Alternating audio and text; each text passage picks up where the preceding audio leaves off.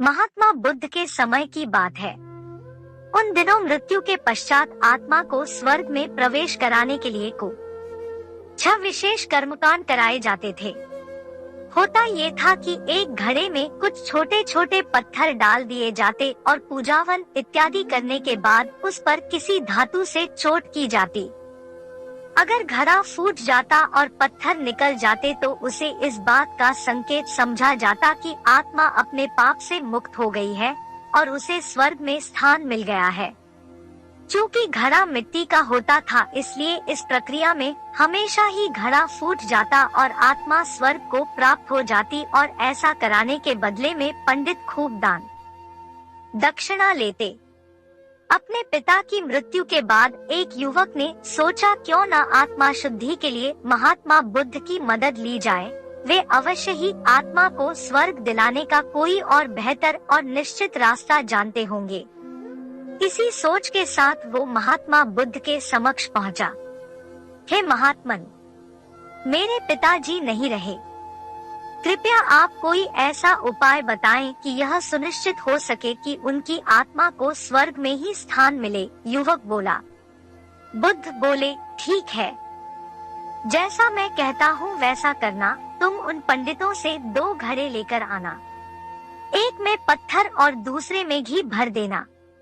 दोनों घड़ों को नदी पर लेकर जाना और उन्हें इतना डुबोना कि बस उनका ऊपरी भाग ही दिखे। उसके बाद पंडितों ने जो मंत्र तुम्हें सिखाए हैं उन्हें जोर जोर से बोलना और अंत में धातु से बनी हथौड़ी से न पर नीचे से चोट करना। और ये सब करने के बाद मुझे बताना कि क्या देखा। युवक बहुत खुश था। उसे लगा कि बुद्ध द्वारा बताई गई इस प्रक्रिया से निश्चित ही उसके पिता के सब पाप काट जाएंगे और उनकी आत्मा को स्वर्ग की प्राप्ति होगी। अगले दिन युवक ने ठीक वैसा ही किया और सब करने के बाद वह बुद्ध के समक्ष उपस्थित हुआ।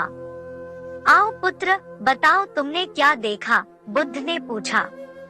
युवक बोला, मैंने आपके कहे अनुसार पत्थर और घी से भरे घड़ों को पानी में डालकर चोट की। जैसे ही मैंने पत्थर वाले घड़े पर प्रहार किया, घड़ा टूट गया और पत्थर पानी में डूब गए। उसके बाद मैंने घी वाले घड़े पर वार किया, वह घड़ा भी तत्काल फूट गया और घी नदी के बहाव की दिशा में बहने लगा। बुद्ध बोले, ठीक है, अब जाओ और उन पंडितों से कहो कि कोई ऐसी पूजा यज्ञ इत्यादि करे कि वे पत्थर पानी के ऊपर तैरने लगे और घी नदी की सतह पर जाकर बैठ जाए। युवक हैरान होते हुए बोला, आप कैसी बात करते हैं?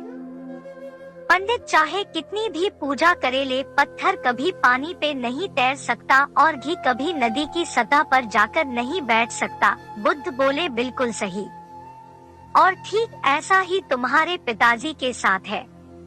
उन्होंने अपने जीवन में जो भी अच्छे कर्म किए हैं वो उन्हें स्वर्ग की तरफ उठाएंगे और जो भी बुरे कर्म किए हैं वे उन्हें नरक की ओर खींचेंगे। और तुम चाहे जितनी भी पूजा करा लो, कर्मकांड करा लो, तुम उनके कर्मफल को रत्ती भर भी नहीं बदल सकते। युवक बुद्ध की बात समझ चुका था कि मृत्यु के पश्चात स्वर्ग जाने का सिर्फ एक ही मार्ग है और वो है जीवित रहते हुए अच्छे कर्म करना। कहानी अच्छी लगा तो चैनल को सब्सक्राइब, लाइक और कमेंट जरूर करें। कहानी सुनने के लिए धन्यवाद।